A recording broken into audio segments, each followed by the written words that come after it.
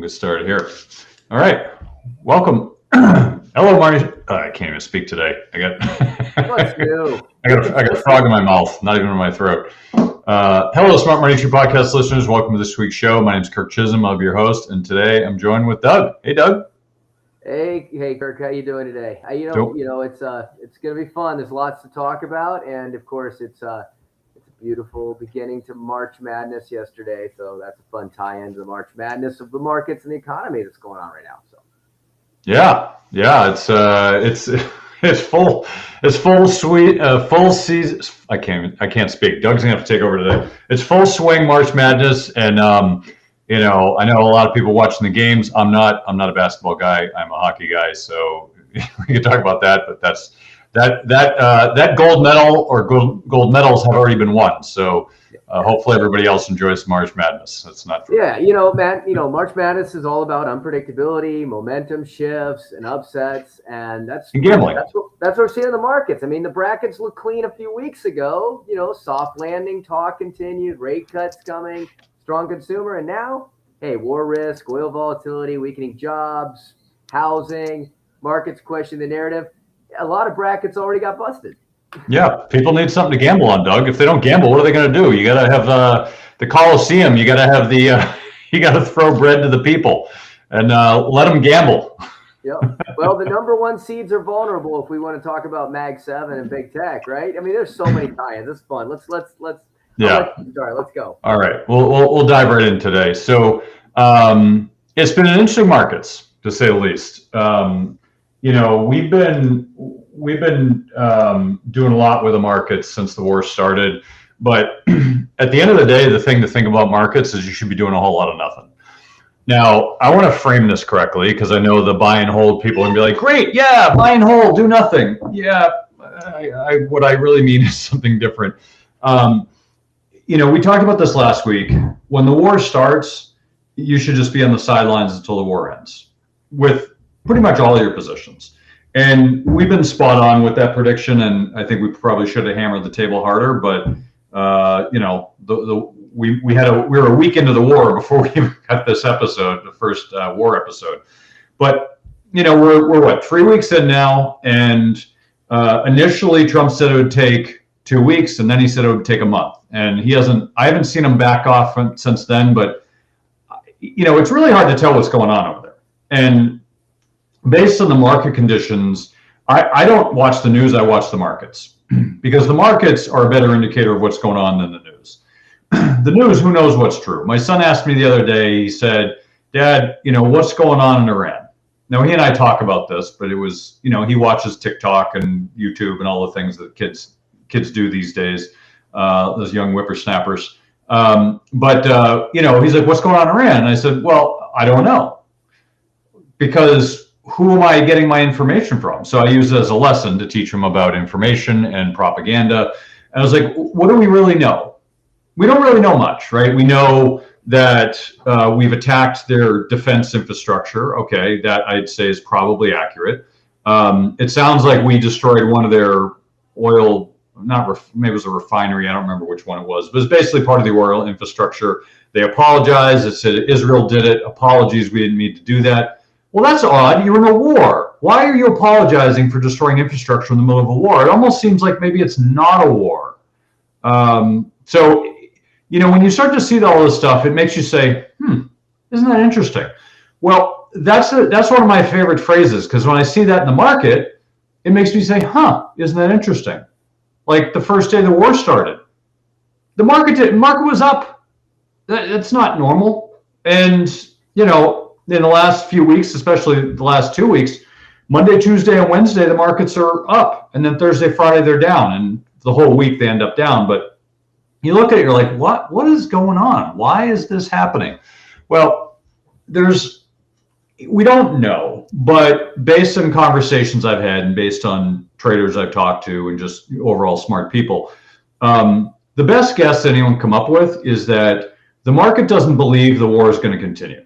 Now, if we had a forever war, which is pretty much every war we've ever had, with exception of Venezuela, which, kudos to Trump for going and kidnapping the president and not starting a war. This doesn't sound good. I mean, when you spin it that way, all of a sudden it doesn't sound very good. Yeah, because we basically didn't kidnap him. We just asked him to leave, and he came with us voluntarily and decided to stand trial on his own volition. Yeah, no, we didn't kidnap him. That would be illegal. You were ready for politics there. Well, that was a beautiful story. We coaxed him into our plane with guns and pain, and he decided to come with his wife. Like, okay.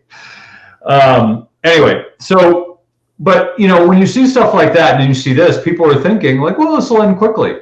Well, we don't know, right? And frankly, every week that goes on, there's usually a kernel of, well, you better stick with us because it'll be over quickly. That was last week. Trump came out and said, don't fight the trend. No, Sunday night, I think he sent out a tweet or whatever, his truth.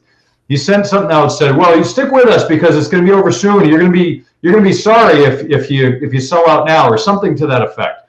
Well, that's what he said the day before the tariff tantrum ended, and the markets went up like 10%. And he warned everybody. Everybody's like, oh, okay, well, I better pay attention.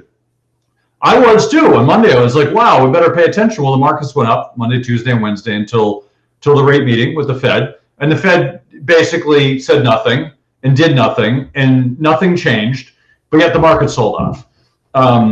The probability of them changing the rates it's not zero because nothing's actually zero, but it's near zero. It's as close to zero as you can get without actually being zero. There was absolutely no chance of them changing rates.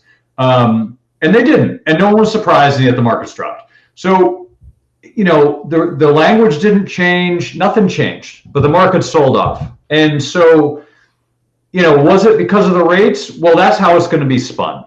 I don't agree with that because this is information everybody knew. I knew that, everyone knew it. The only people that didn't know were Joe and Susie Public, who were watching Kramer on CNBC. They didn't know anything, and they know less because they watch Kramer. So, but if they had invested correctly based on his advice by inversing, they would be rich now. Yeah. So, I think the thing to think about is as we're looking at markets, right, things don't necessarily make sense. Some things are making sense. Well, you see the treasury yields are going up, meaning the prices are going down, which is what you would expect if there's inflation. There's stocks are declining, certain areas like staples, if we're having inflation. Stocks like energy, I'm not going to talk about energy because obviously, energy companies are going up because they're going to make more money. But that's about the only sector that's going up is energy. And it's going up a lot, but, the rest of the areas pretty much are not. And the ones that were popping off right before the war have come back down. And so we're going to get back into the what is it? Somebody's called it the muddle through economy. We're going to have the muddle through stock market, where we're going to have a typical 2-year presidency where the stock market goes nowhere for the year. It might bounce around, but it'll probably end up nowhere. It's a little odd that the financials are up right now with all the problems in the financial sector, but everything else is pretty much down. Oil's up. So the thesis prior to the war is we were going to have rates dropping, we're going to have lower oil prices, lower inflation. But with the war going on, oil is up at 100 and change. Inflation's going to pick up. Now, I'm going to try to read through the news here. Okay, so bear with me. This is a speculation, but based on my experience, here's how I'm reading into it at the moment. So one read on it is, I still think that Trump wants to retain power in the midterms. In order to do that, lower oil prices, lower interest rates, lower mortgage rates. That will get him the best chance for retaining power in the midterms. Now, that being said, this is completely contradicting that thesis, because the war causes higher inflation, it causes more problems, lower earnings, lower stock market, all the things you think, well, that doesn't make any sense. Well, here's the thing. If he wraps up the war quickly, and I give him about a week till the end of the month, and even then, I think it may even be running long in the tooth, but let's say end of the month, okay? If he wraps it up, then I could make a case for we could pull it all together by midterms, okay? I still believe if he wraps it up in another week, and I don't know where the actual number is, but I'm guessing somewhere between now and a week. If he wraps it up, we're going to have oil prices down in the 40s by election time. I would put a big bet on that. Because we'll be flooding the market with oil because it's all really expensive oil, and they can throw it as much as they want at $100 oil. Why not? They're going to make tons of money. So they're going to flood the market, lots of supply in the market, which the same amount of demand, which means prices drop. So we'll probably see $40 oil, maybe high dollar range gas, unless you live in California, in which case it's probably still $10 a gallon. But that's your fault for living there. And I know you're going to say it's the weather, but I live in New England, so weather, whatever. The weather's different every day. So I just want to say this: the way to think about it is, so we really have two scenarios, and this will I'll wrap it back together, and I'll give it up to Doug. So wrapping it back together, there's really two scenarios that I have in place. And if you look at life, if you look at markets, if you look at gambling, if you look at whatever you're doing, and you're trying to predict the future, you're going to be wrong. We as human beings are very good at being wrong at predicting the future. That's our strength. We're really bad at being right. But you don't need to be right. What you need to do is you need to think of what are the most probable scenarios, okay? And then you come up with a game plan for each scenario. So my two scenarios, and there could be a third, but at the moment there's two. Scenario one is the war ends rather quickly, meaning like by the end of next week, the next 7 days. And then oil prices go through the floor, interest rates will start to drop, inflation's going to go down, not right away, but that'll be the direction. And all that brings a lot of money into staples, and utilities will probably still do fine, and bonds, and those will do very well. Mortgages, all those things will do well, okay, because yields are going down.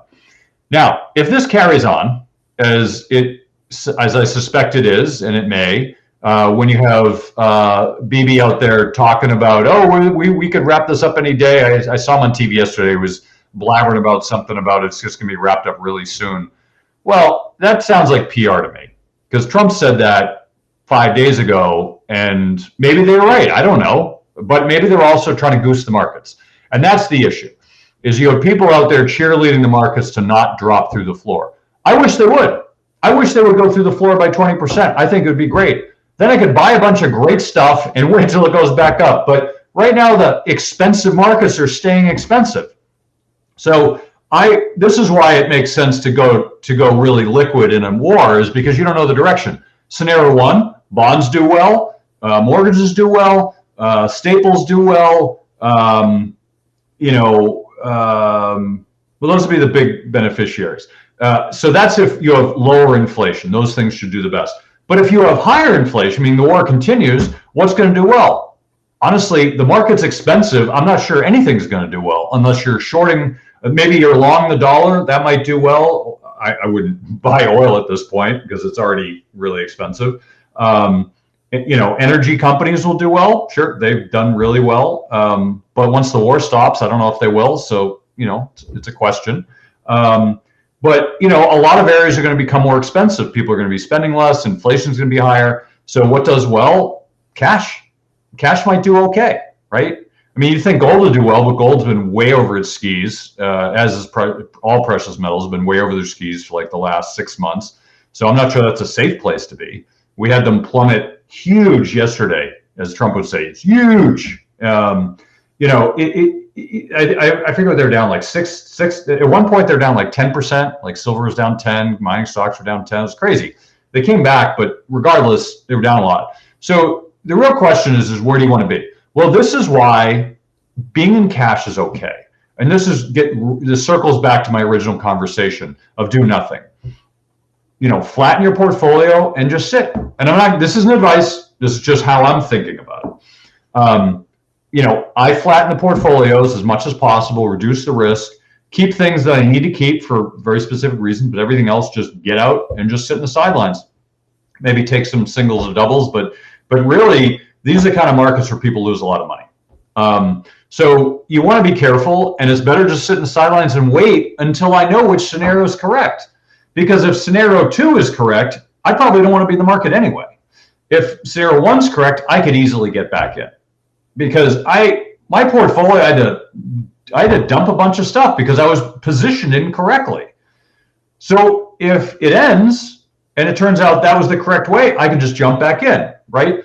But if I had stayed, we'd be down, I don't know, probably like 6 to 8% more in our portfolio because all the stuff went down, right? And so why do you want to sit there and hold stuff that's going down? And if you're talking about, well, you got to buy the dip. Buy the dip is one of the dumbest things you could do. Buy the dip works in a bull market, not in a bear market. Okay, we talked about this before, but I'm just going to say it again. Buy the dip works in a bull market, not a bear market. So if you're buying the dip on crypto, if you're buying the dip on any of these other areas that are going down, you're shooting yourself in the foot. You're just lighting money on fire. Just because Bitcoin's down 50% or whatever it's down, I think it's going to go down 70. So if it goes from down 50 to down 70, what's that? That's approximately a 50% loss if you buy the dip. Okay. Why do you want that? I wouldn't. I'm just going to wait. I'll just wait until there's a comfortable in, and wait till nobody's paying attention, everyone's disgusted by it, and then I'll get in if I do it all. But that's how I would think about assets. So don't be too eager to buy the dip. The markets are barely coming off their peaks, the indexes. I mean, we're down, 6% off the peak? It's crazy. It's nothing. So just be careful when you're investing. Don't get too eager in these markets. You're not going to lose by waiting. The markets haven't sold off in a big way. They're coming. I mean, we have not gone below the November lows in the indices. I think in the S&P, we still have not gone below the November lows. In the Nasdaq, I think we're still above that. So we still haven't gone below that. What does that mean? That means we're not close to done. So it could bounce off that. But if things get worse, then the indexes should get worse. If the market, if it bounces off that and Trump says, "Hey, we're done, we're going home," they might bounce. So I don't know, and that's why I'm not taking a bet on that, because I think it's a low probability bet that things are going to go higher. But if the markets are getting worse economically, the indexes should come down, and I expect they will at some point. I frankly don't know why they're not now, when you have energies keeping them up, and energy's 3% of the index. So who knows? Who knows? I mean, I know the math works because I've checked it a bunch of times, but it's very weird, and it feels weird to everybody. When things don't make sense, just get out. Don't fight it. Don't make something happen that isn't going to happen, right? What's the quote by Bernard Shaw? I think it was. A reasonable man bends himself around the world, an unreasonable man bends the world around himself. We do not make progress without unreasonable men. The reasonable man adapts himself to the world. The unreasonable one persists in trying to adapt the world to himself. Therefore, all progress depends on the unreasonable man. Correct. But in this case, you want to be the reasonable man, right? The unreasonable man loses money. What that references is technology and innovation. This is the stock market. The stock market does not reward the unreasonable man. It rewards the reasonable man saying, you know what? This doesn't make sense to me. I'm out. I'm just going to sit in the sidelines and watch. And I know that's tough. It's hard sitting on cash, hard sitting on your hands. I tell you, is one of the hardest things to do. You're like, oh my God, it's a dip. I want to buy. Maybe just wait. What if the market drops 50%? You're going to be pissed that you're not sitting on the sidelines. What if the market jumps 5% from here and goes back to all-time highs with no news, right? If he says the war is over, it'd say, okay, let's see a little continuation of that. If that continues, maybe I'll jump in. But I don't know what's going on now, because the news is not all that clear to me. I know what we're hearing, but it's not clear to me. It sounds like propaganda. So until we have clarity, I'm just going to wait. And I think that's probably the best advice I can give anybody. And I'm not giving you advice. This is not investment advice. But here's what I'm doing. Here's how I see the market. And it's probably a framework you should consider. What do you think, Doug?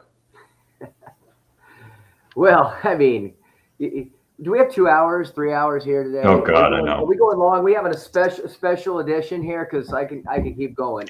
It's St. Patty's Day, Doug. Let's start drinking. But We're a little late for that, but man, it's never too late to drink. I did not come prepared. Well, you said a couple of things, and I'm just going to prepare everybody. I'm going to be on a roll for analogies today because it's just so much to play with. Backing up in a couple of things when you talked about predictions, and and they always predict it's going to be better. Actually, I've just posted this Wall Street 2026 year-end target for the S&P 500. Oppenheimer predicted 8,100. Deutsche Bank, they predicted 8,000. Capital Economics predicted 8,000. Morgan Stanley predicted 7,800. It goes on. Most of them in the mid 7s to 8s. I mean, if you go back to 2008 before the crash, everybody was predicting a wonderful year that year as well. So, I mean, these predictions are like what's. Everybody's got them, and they never predicted. They're the bears out there. Don't get me wrong; they're always predicting the wrong. But the ones that are actually trying to make reasonable projections never predict that things can go wrong. And the reality is that there are some out there that were predicting that after the Liberation Day, tariffs and the crash from that it would work its way up, and it did, but not to these exponentially ridiculous highs, and it was before everything else happened. And Brian Westbury, giving credit where credit's due, he posted the other day that if the wealth effect spending is really driving our economy, and he posted a graph of the S&P 500, he goes, it's going to be very hard to keep up with this performance. And that is absolutely true. You cannot, it is really, really difficult to continue to push this with spending. When we all know at the bottom, that there is an erosion of how far that spending can go right now. And as you said, if with oil jumping, there's a high probability things are going to get more expensive. And at some point, even the people that can afford it are going to start pulling back. Now, I just learned something about 2 minutes ago, and some people listening may have already heard this. But Kirk, I don't know if you heard this. Chuck Norris just passed away. What? He an emergency procedure. He went in. He did not make it. And I'm just going to use this as a kickoff for everything I'm going to talk. All these analogies I'm talking about today. If Chuck Norris can die, then let's stop pretending the economy is invincible. That's bullshit. He didn't die. No one can beat Chuck Norris, not even life. I mean, if he'd ever worried about market crashes because the market checked with him before it dipped. But listen, for decades, we've treated the markets like they're bulletproof, like nothing can take them down, just like Chuck Norris. Nothing can disrupt them. But unfortunately, it's fun to have a meme. That's the illusion. These strong economies are just a collection of fragile systems, debt that has to be serviced, confidence that has to be maintained, liquidity has to keep flowing. And just like Chuck, it looks unstoppable, but it is until it isn't. The real risk isn't collapse, it's actually complacency. Because the moment that people believe that something can't break, that's when it usually does. And so the question isn't really, is the economy strong? It's where are the cracks that no one's pricing in yet? And you said something earlier about Iran and your son and asking, hey, what's going on there? And the answer is, I don't know. It depends on where you get your information from. And that reminded me of a little bit of analogy I'm going to put here of going back to the Beastie Boys. And I listened to this yesterday, the song of some people, a lot of people, I don't think you have too many teenagers listen to this, so I'm sure a lot of people know this song, So What You Want. It isn't a narrative song. It's defiance calling out fake narratives, questioning sources, exposing people who don't know what they're talking about. And that's that's really something that we have to take away from something like the Iran war-driven economic narrative. Let's start with that. One of the lines is, where'd you get your information from? That is basically the whole bridge. It's it's calling out fake persons, fake narratives, people pretending to know more than they do. In a war economy context, it's who's driving the narrative about Iran? Is it media, politicians, markets, defense contractors? I mean, you think you confront when revelation comes. That's the next line. And that really, the truth is eventually going to expose bad assumptions to markets, policy, and intelligence failures. They make, another line in it, funny with the money that you flaunt. Now, this is where it gets interesting for the world with wealth and macroeconomics. This is in the song, it's mocking superficial displays of wealth and status. In war economies, they always create visible winners and hidden costs. Defense spending, that's going to spike, and there's that's something that certainly no note because there are companies being told right now, if this war continues, we're going to need you to be ready because we're going to have to put these orders through, and you're going to have to be prepared to fill them. Oil volatility, markets rallying on conflict in the short term. Meanwhile, you've got a continuation of debt inflation and long-term drag. Funny with the money that you flaunt. With our conversation today, it's governments and markets acting strong while quietly leveraging the future. Another line from it I wrote down, I've got eyes in the back of my head. Pure strategy. Smart capital is not reacting. It's anticipating second-order effects. The conflict implications, oil supply shocks, again, leading to inflation, like you said. Fed policy shifts from there. They clearly don't want to have high oil going into these midterms. A lot of what's going on right now. Again, I'm not in the boardroom, the war room, but there was clearly a belief that this isn't going to be something that's going to drag us all down. That's not good for midterm. So, the timing, very optimistic. The reality, we'll see. Defense sector can boom, but consumers can be squeezed. And currency movement, well, we're already seeing U.S. dollar strength versus global instability.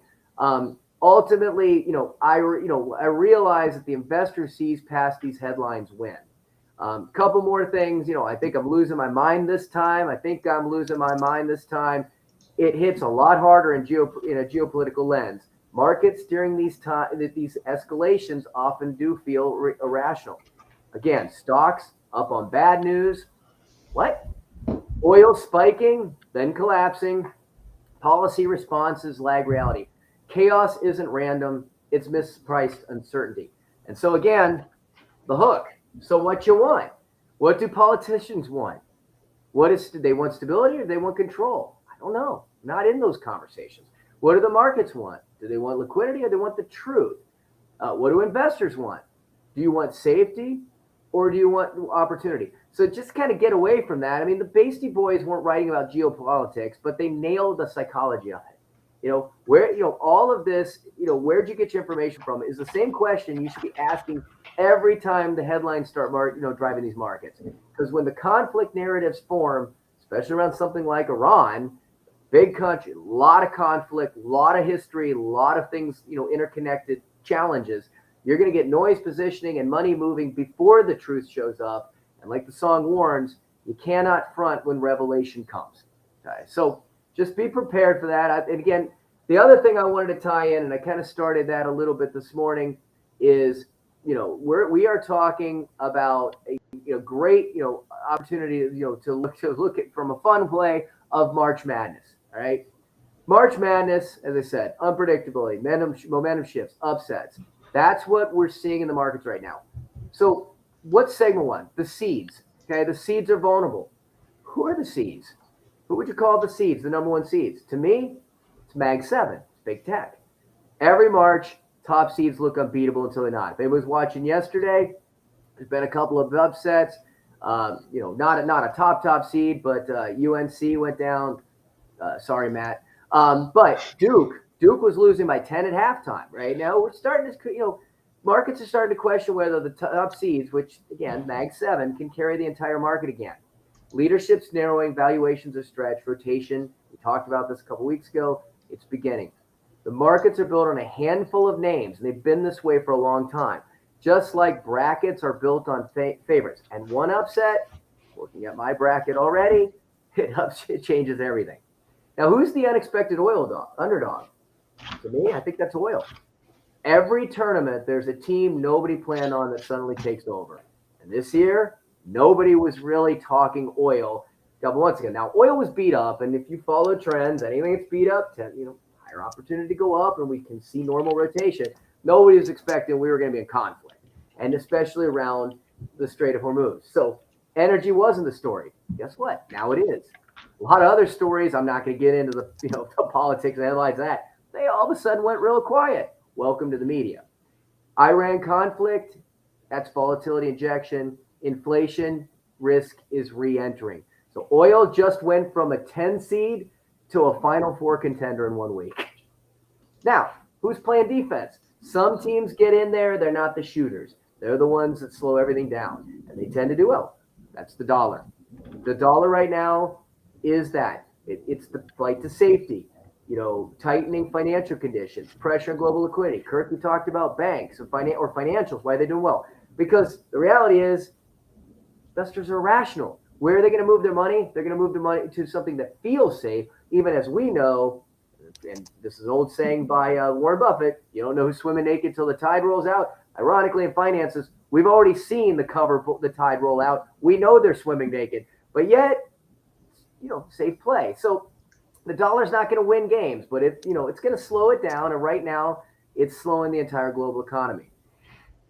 The injured star player, segment 4, housing. We're going to come back to that. Every tournament has a key player. It's not 100%. That's housing right now. Mortgage rates are ticking back up again. Affordability is still broken. Transaction volume, weak. Housing isn't collapsing, but it's definitely limping, and it's not running out on the floor. Couple more here.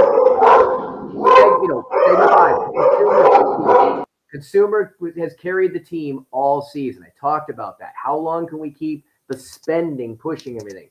You're starting to see it. Rising debt, energy costs hitting budgets, spending shifting to essentials. They haven't left the game, but they're definitely asking for a timeout.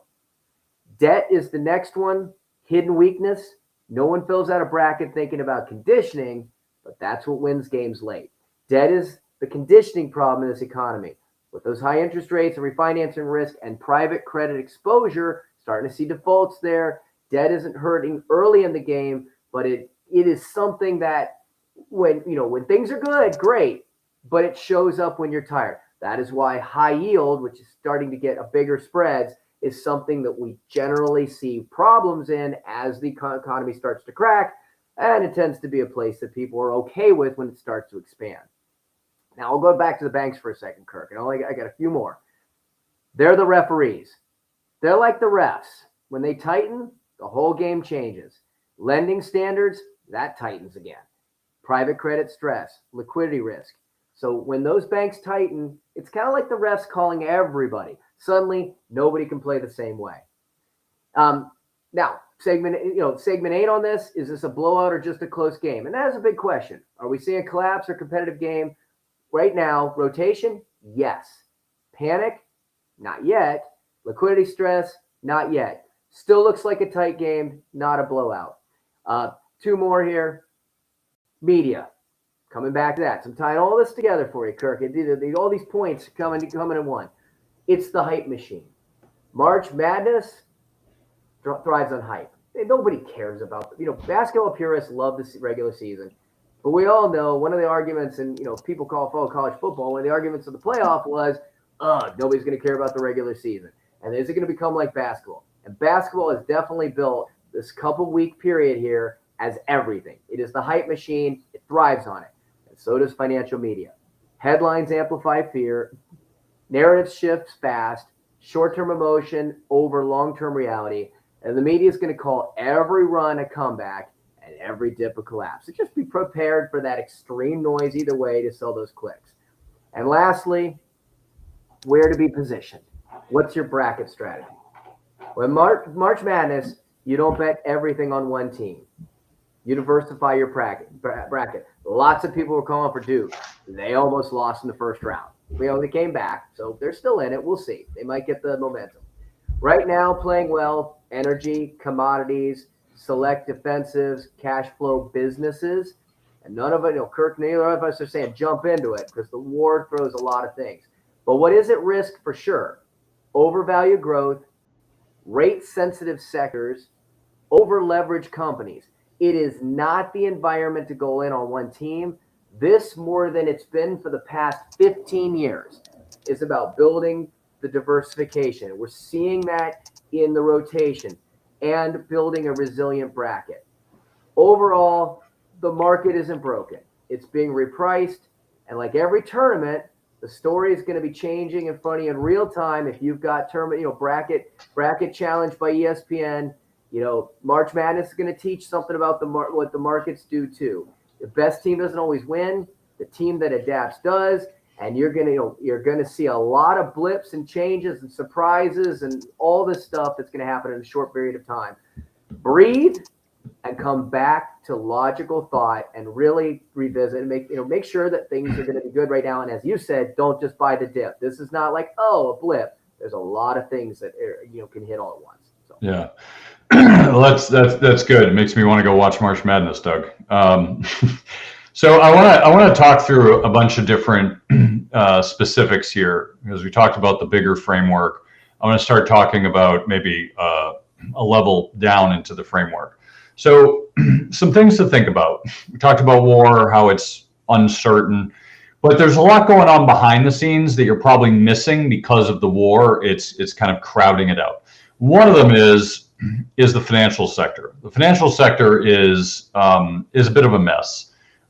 It's up a little bit today. I don't know this to be true, but I heard a rumor that they changed the rules for banks again. So banks don't have to be as particular about who they lend to, where after the financial crisis, they put in some pretty stiff rules, and apparently they just lightened up those rules yesterday. So I've heard, which means banks can take a whole lot of risk, which means that the failing banking sector might not fail because it just went back to mark to magic accounting.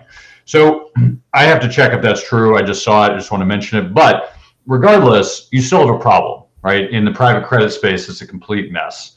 Wells Fargo, I believe, in the chart we showed last week, is most exposed to this in the warehouse lines. But so the big banks are all exposed. JP, Bank of America, they're all exposed. But I think Wells Fargo has like twice twice as much as the next one. So, here's some things to think about. Okay. If you look at triple B corporate spread, right, it's basically triple B's compared to the 10-year treasury.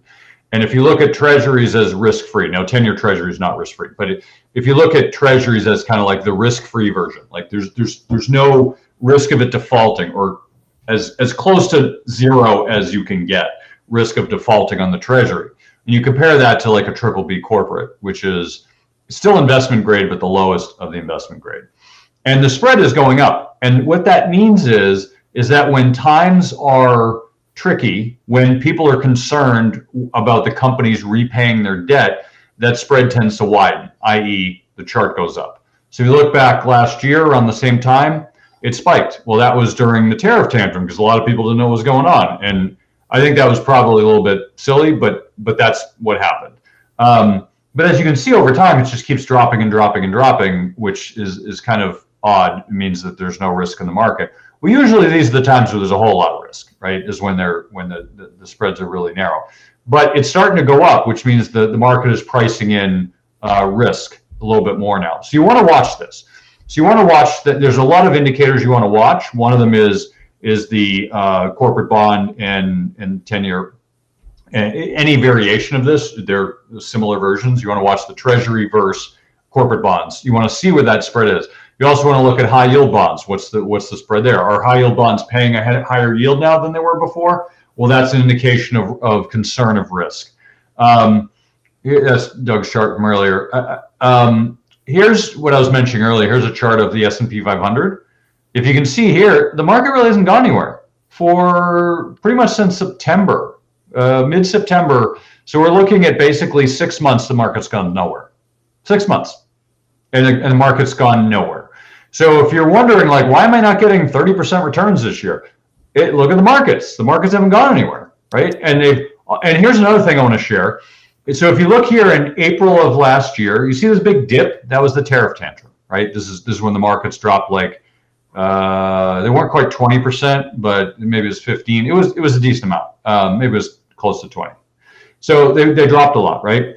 And then they bounced back, and they've done really well if you bought at the bottom, which of course nobody does. And they've done really well since.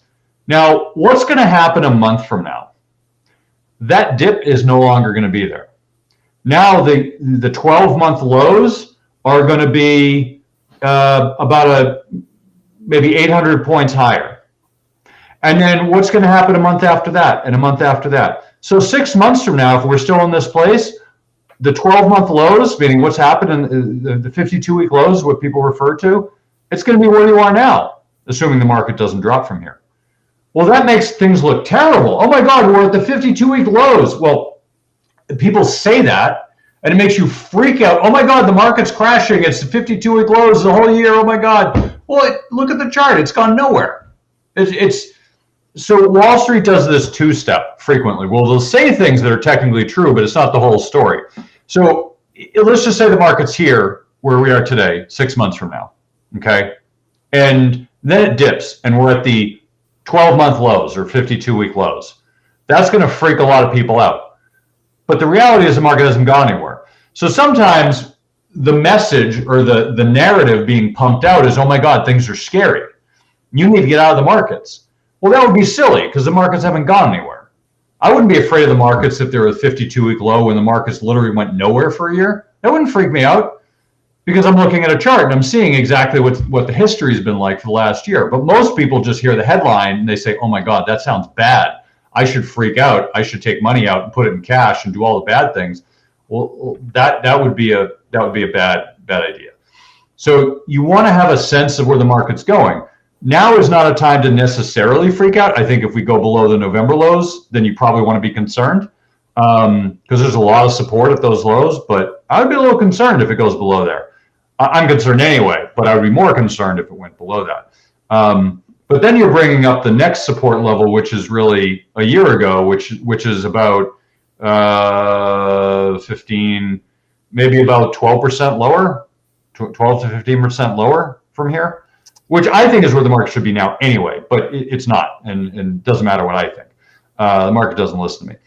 I also want to show this chart here, which I don't know if you remember, but back in 2022, 23, where if you were in stocks or bonds, you lost a lot of money. Everything went down. When interest rates went up, everything went down. Stocks and bonds lost money.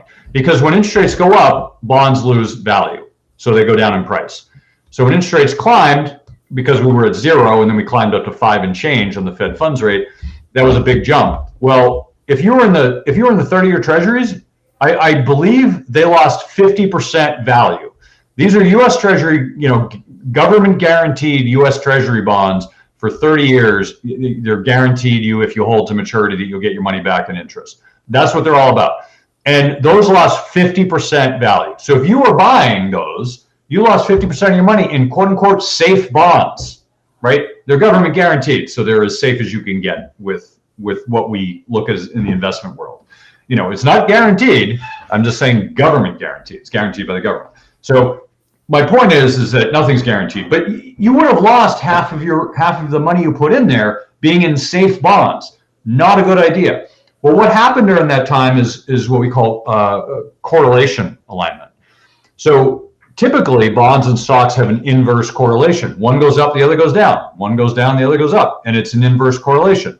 And that's what people have been doing in their portfolios for decades to balance risk. But what happens if they're correlated? What happens if stocks go up and bonds go up, or stocks go down and bonds go down? Well, there's no point in having diversification because you're getting the same result. The idea of diversification is to have independent results that offset each other. So if one thing's doing badly, something else is doing well. But if markets are all correlated, then you just own one thing. You don't need to diversify it. That's the problem with correlation, right? And I'm not suggesting you do that, but I'm saying in that environment, that's how it works. If you own the S&P or you own, Mag 7, if you own energy or whatever it is, if everything's correlated, then everything gets pretty much the same results. So you can own one thing and it's like owning anything else. That's what you don't want. And markets for the last 5 years have become more highly correlated. You see from this chart is that, starting in 2020, everything started to correlate a lot more closely, which means that you have to be really careful. You can't rely on a 60-40 stock bond portfolio to protect you because that's not risk management. I know Wall Street will tell you that, and all the textbooks will tell you that, but that's only if you have an inverse correlation will it protect you from volatility, not risk, volatility. So, for instance, in 2009, 2010, actually bonds correlated too. But if you look back then and you were in bonds and stocks, well, stocks dropped 60% and bonds didn't drop as much. They still went down. But either way, let's say they went up. That would have protected you. But let's say that happens now. Bonds and stocks go down. Like if we have stagflation, which is what everybody's afraid of. Well, that's a problem because that means you're going to lose money no matter what you put your money in. That's when cash is a really good friend. And that's why cash is so important, because you don't know, when there's high correlations, you don't know what the impact's going to be. So I'd be very careful right now with correlations in the market. Be very careful of what you own. Don't assume that diversification is going to protect you, because it may not. I'm very, very careful about correlations right now. And I am not assuming anything. When the markets get squirrely, everything goes out the window. All the rules, the rule book goes out the window. You just have to really pay attention and protect yourself. That's why, if somebody starts a war, you get out, you come back in later. I don't know what's going to happen, but I'm okay sitting the sidelines until I see there's a direction. Maybe bonds go up, maybe they go down. I have no idea. Energy stocks are about the only thing doing well right now, and oil. But everything else is getting crushed, and that is what can happen in these times. So just be very careful with your portfolio. I don't know if the stock market's going to get worse. I don't know if Trump's going to come out next week and say, "Hey, we won. We're all set. Everyone's back to normal. We all agreed that the old Iranian regime was terrible and the new Iranian regime is going to be great, and we're going to be in control. Marco Rubio is going to be over there wearing his turban. He's going to run everything. It's going to be awesome." I don't see that happening, but let's just say it does. I have the right to change my mind. But for the moment, sitting on the sidelines seems like the safest place to be, at least until we have a direction of where things are going. And then lastly, I want to share three more quick things. I'll give it back to Doug. So this is a chart of stock market corrections. So it looks at the average number of corrections a year. 3%, about a 3% dip. 3% or more dip happens 7.2% to 7.2 times per year on average. 5% or greater, mild correction is 3.5 times per year on average. A 10% or more is about 1.1 times a year. A 15% correction happens about every other year, and then a 20% correction is about every 3 years. So on average, over long periods of time, those are the numbers. So last year we had, let's say, a 20%, right? And so we could say, well, maybe we don't have one for another 2 years. Not saying that's going to happen, but keep in mind the statistics is that people worry about the market melting down and going to zero and all this. And you got the clowns out there saying that the gold is going to go to the moon and the market's going to go to zero and the dollar's going to zero. Good luck to them, because you're going to lose a lot of money if you buy into that perma bull, perma bear kind of thinking. It's not good thinking. It will cause you to lose money. Whether they're correct or not is irrelevant. It's the fact that they're not thinking about it that's the issue. So, all right, this is something that I'm not going to spend a lot of time on, but this is basically looking at how the stock market is measuring price targets and volatility. It's just looking at probabilistic outcomes. And right now, the most probabilistic outcome is for a 14-day conflict, which of course we're over, is about $48 oil. We're right around 50, which I think is actually where it's going to be. I think it'll be somewhere between 40 and 50 by election time. But of course, as things go on, that may change. But this is something that you could look at and say, okay, here's how we're looking at the markets. The last thing I want to say, before I hand it back to Doug, is the housing market.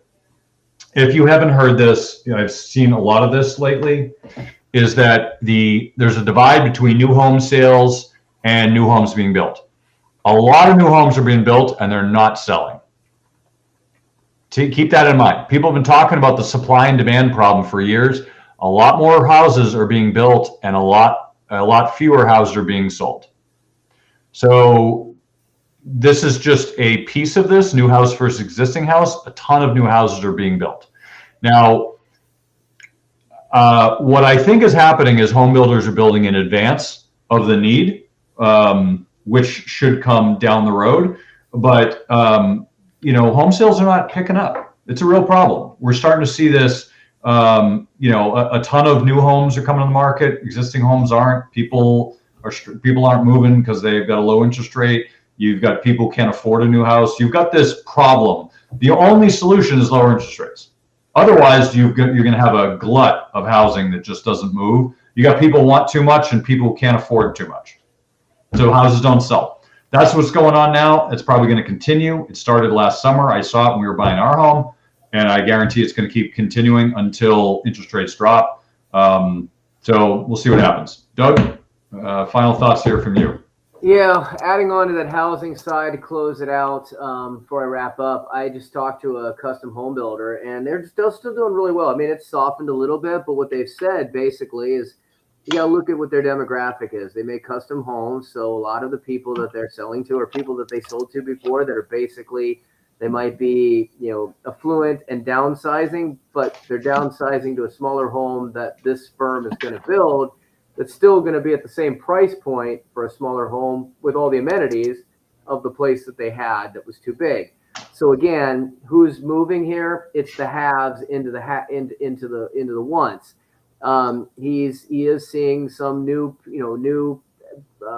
buyers in that demographic that are, again, a lot of them already have an existing home and are at the point of downsizing or making a change.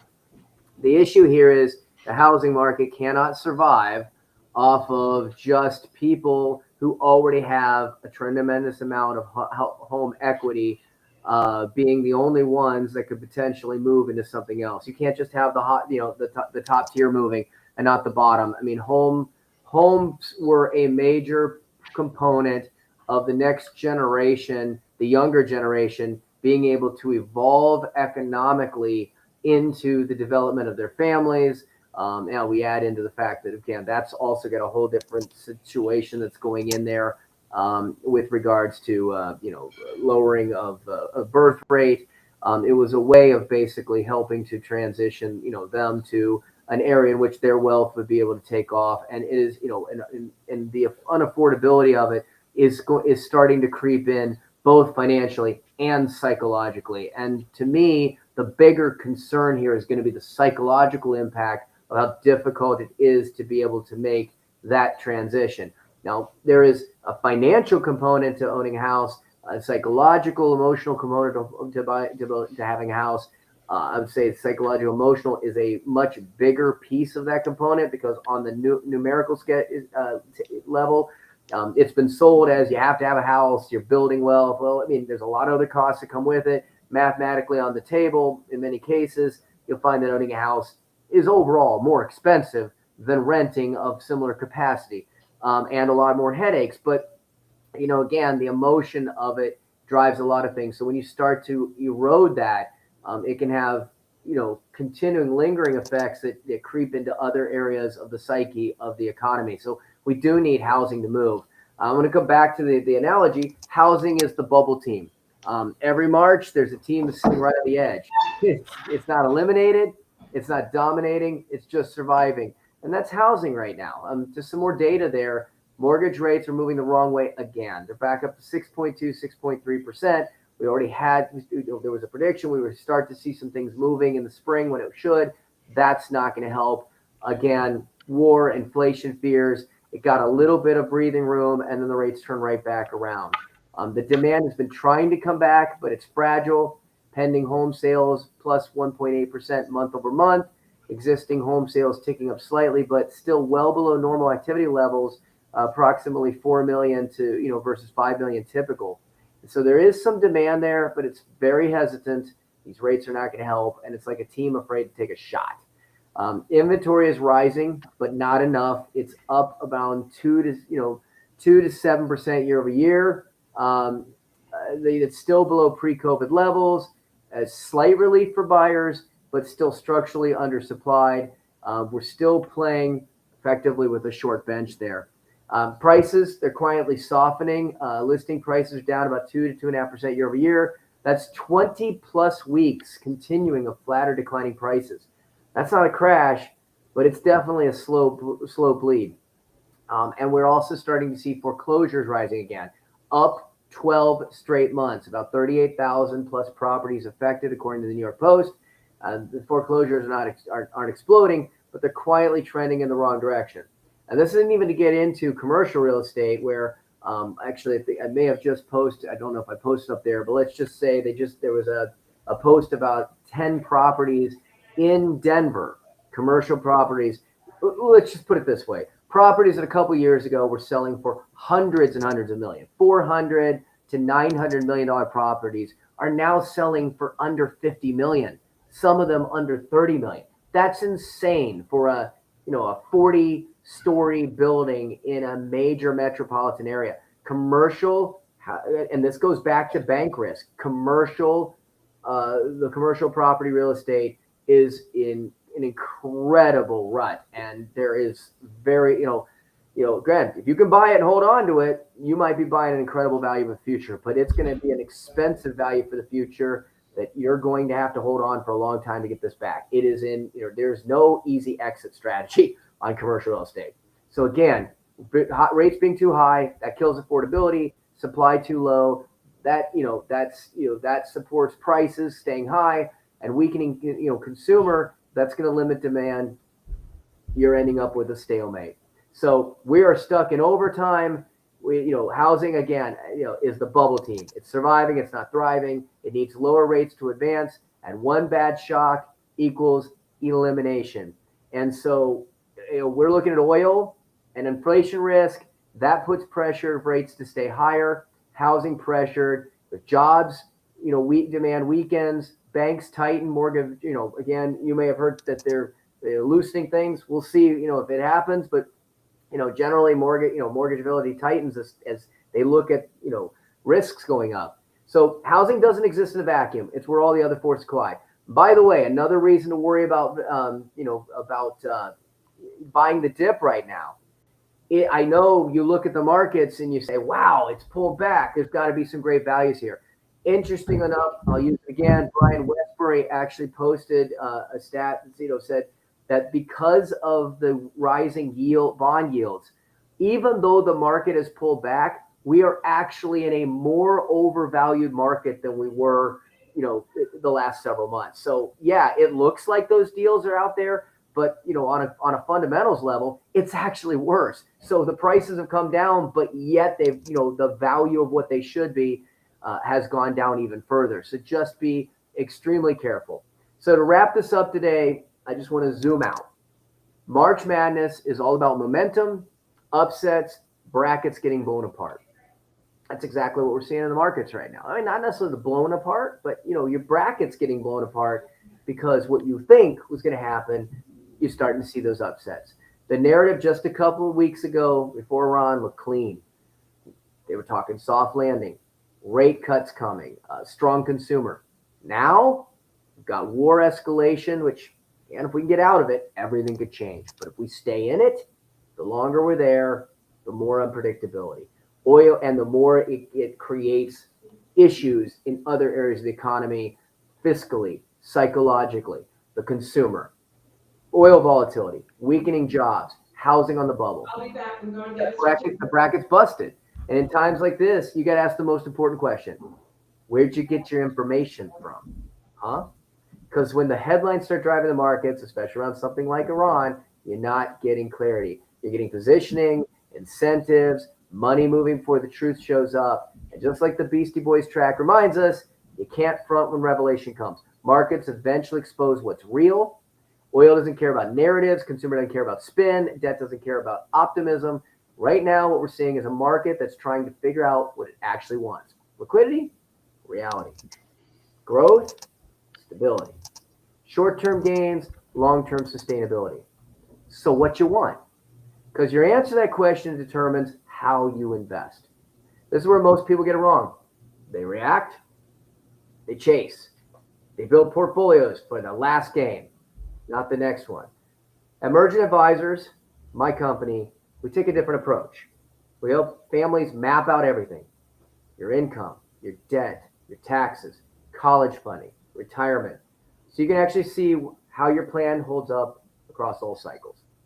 Booms, busts, melt-ups, meltdowns, even moments like this. The goal isn't predicting the next upset. It's building a strategy that survives the entire tournament. The difference between reacting like a thousandaire or thinking like a billionaire. Preparation over prediction, structure over noise, clarity over chaos. If you want to see how your plan stacks up, visit our website, mergentadvisors.net. MERGENT,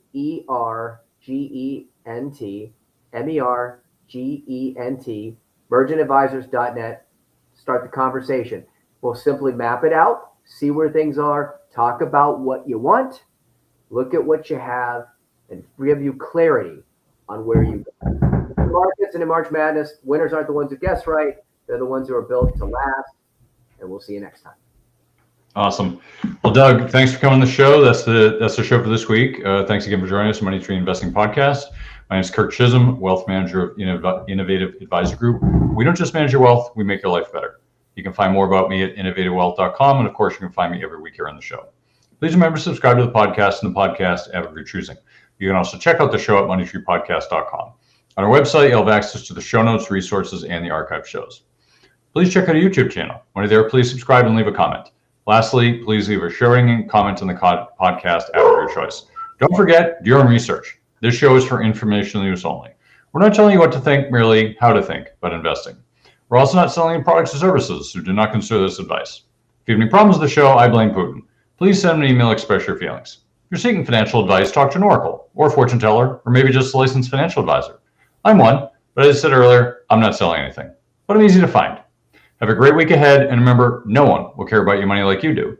So invest in your life.